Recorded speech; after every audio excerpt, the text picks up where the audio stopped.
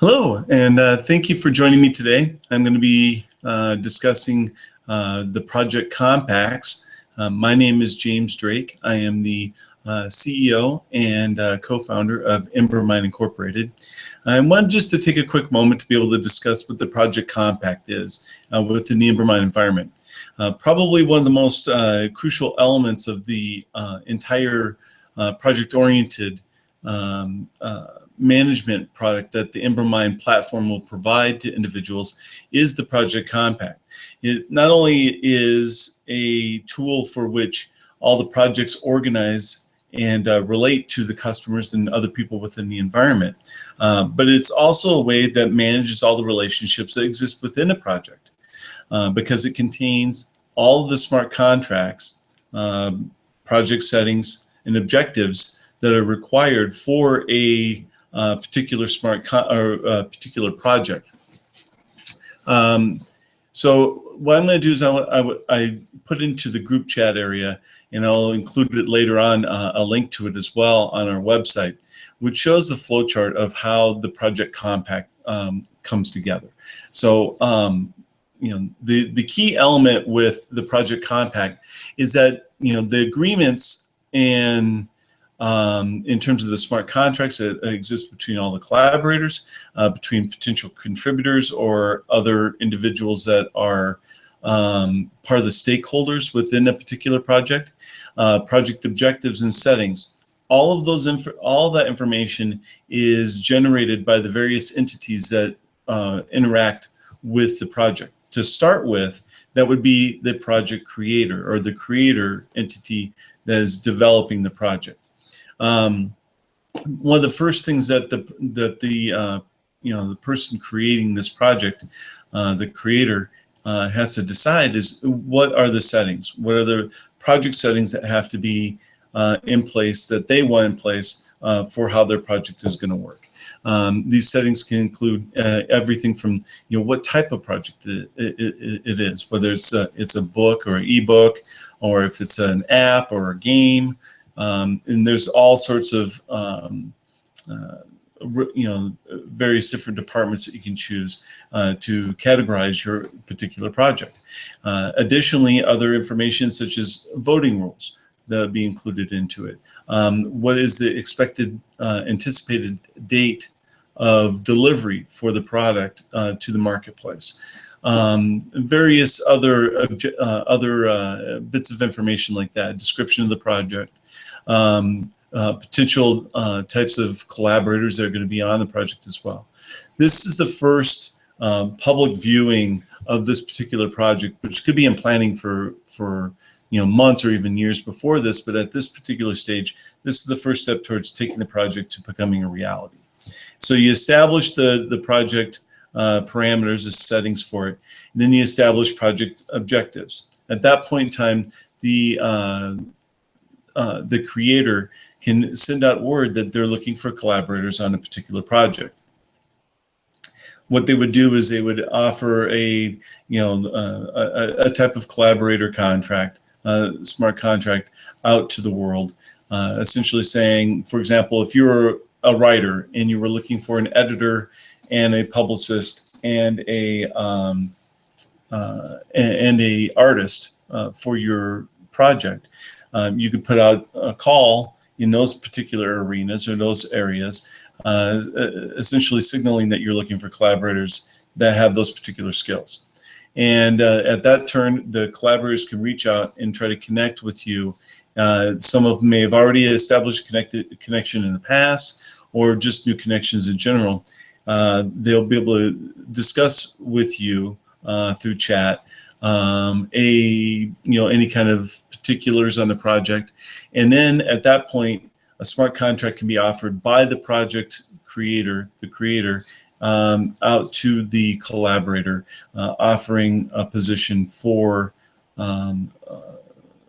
inclusion as a collaborator on the project.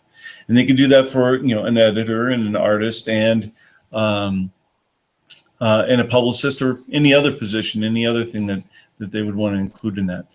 Those would create a bundle of smart contracts. Now, these smart contracts now have to be processed by what's called the project compiler. The project compiler is a programming, well, it's a compiler that brings together all of the individual smart contracts, all of the individual project objectives, and all the project settings, and encodes them into one contract.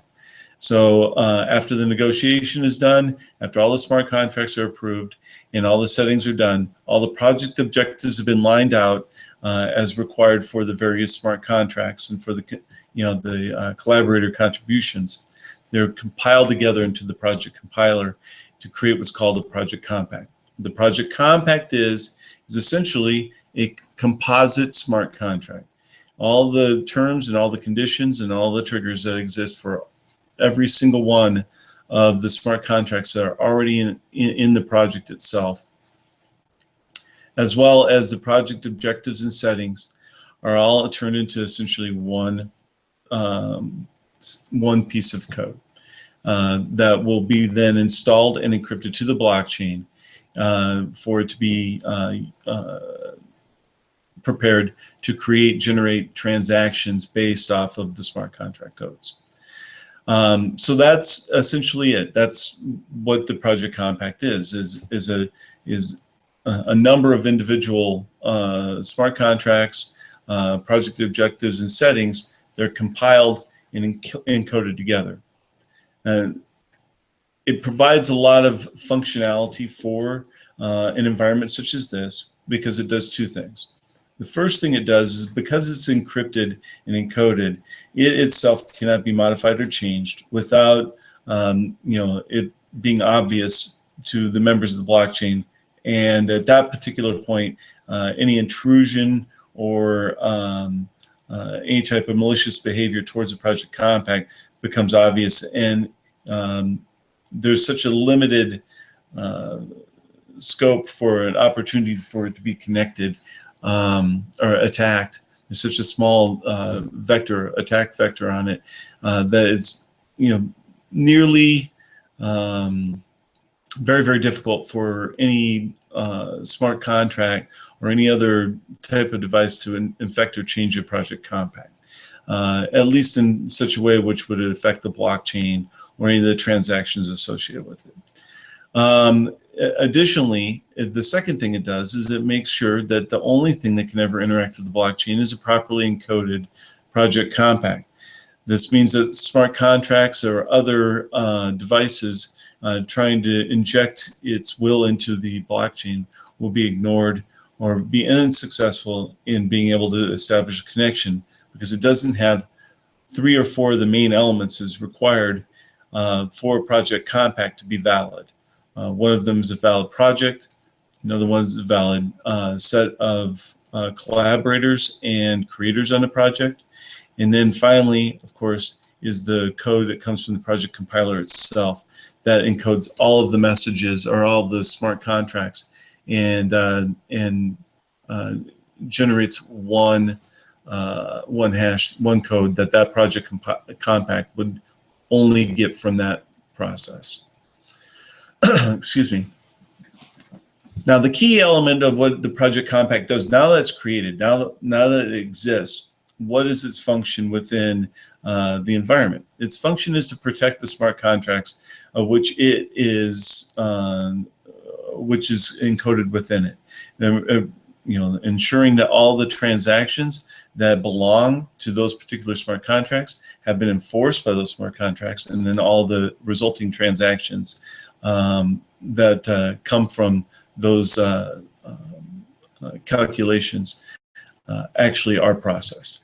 So the job of the project compact is to protect the individuals, the smart contract holders, and ensure that everything happens according to what their expectations are.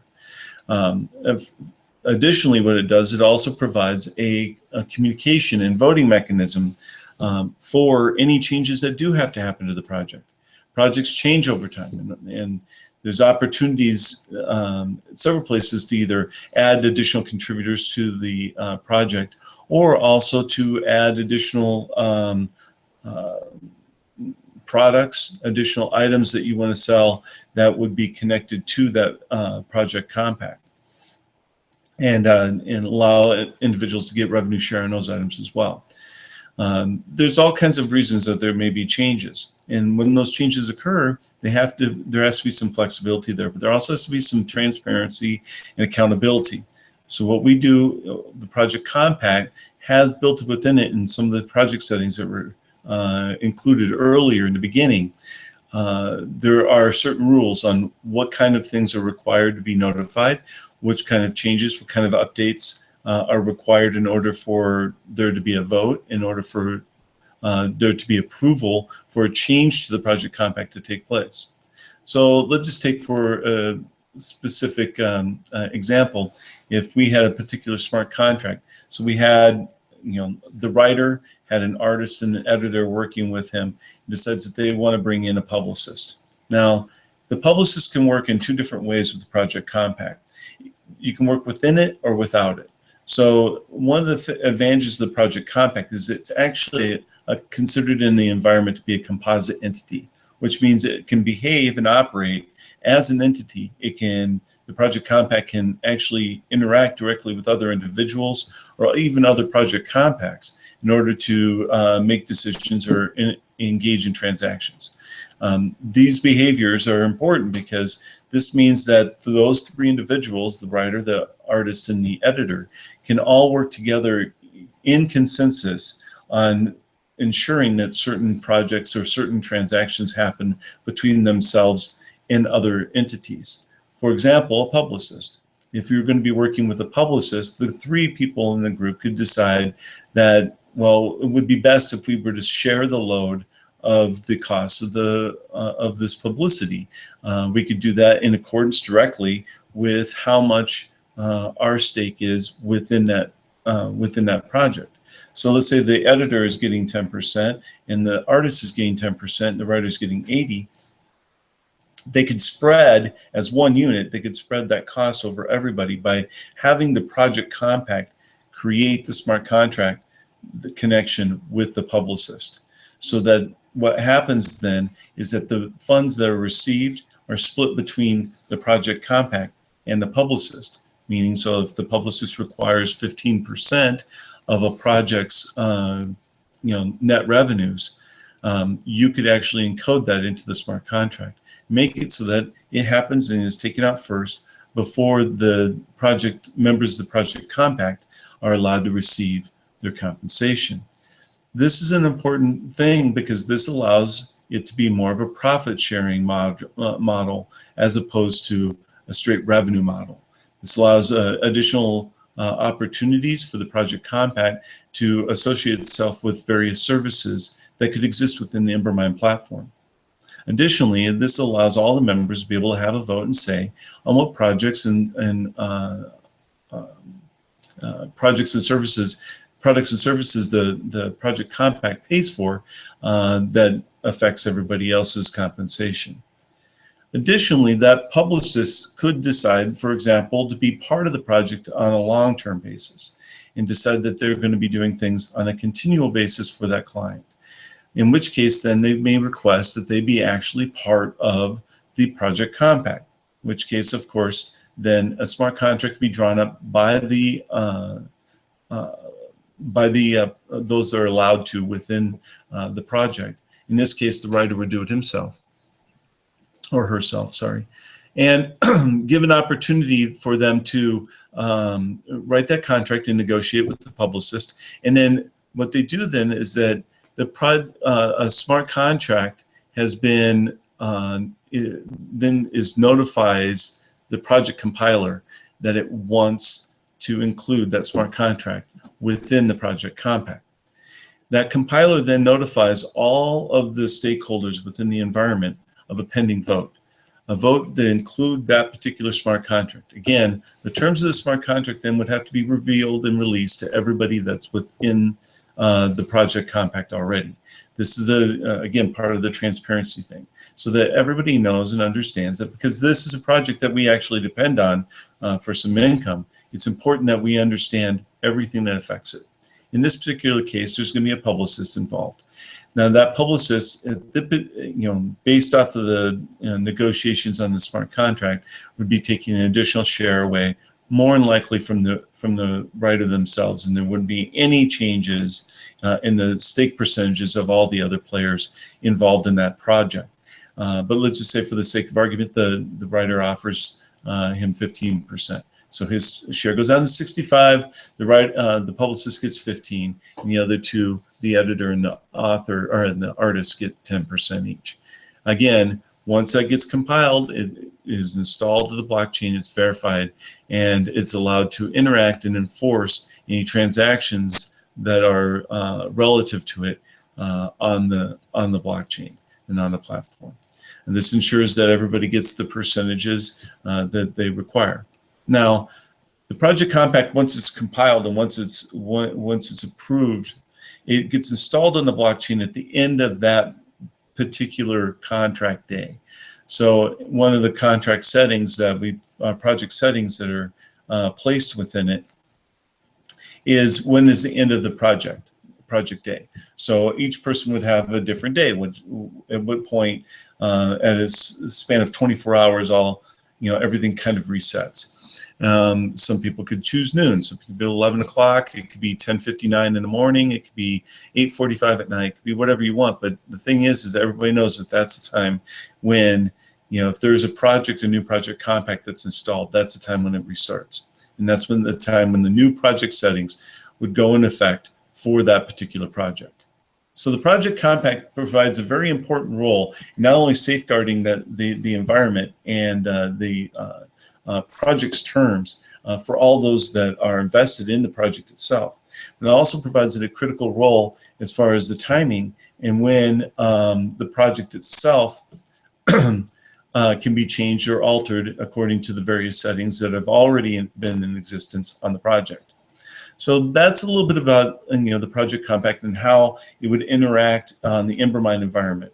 I think that it's an important thing for all individuals to be able to see that this is a key element, I believe, to ensuring that when you're working within a mass market environment, when you're talking about numerous projects that could have almost an endless array of settings for it, this is the easiest way to ensure all these settings are transparent, that they're visible, that there's certain rules requiring notification and votes if there's any changes to the project itself or the smart contracts that are involved with it.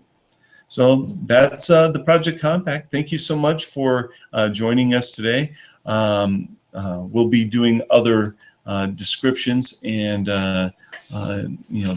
discussions regarding various elements of our environment over the next few days. If you have any questions, feel free to visit our website, contact us on social media. www.embermine.com is our website address. Additionally, if you have any questions specifically regarding the project compact, don't hesitate you can email me, james@embermine.com, or you can reach out to us on our Slack and Telegram channels and discuss it with anybody that may be there as well.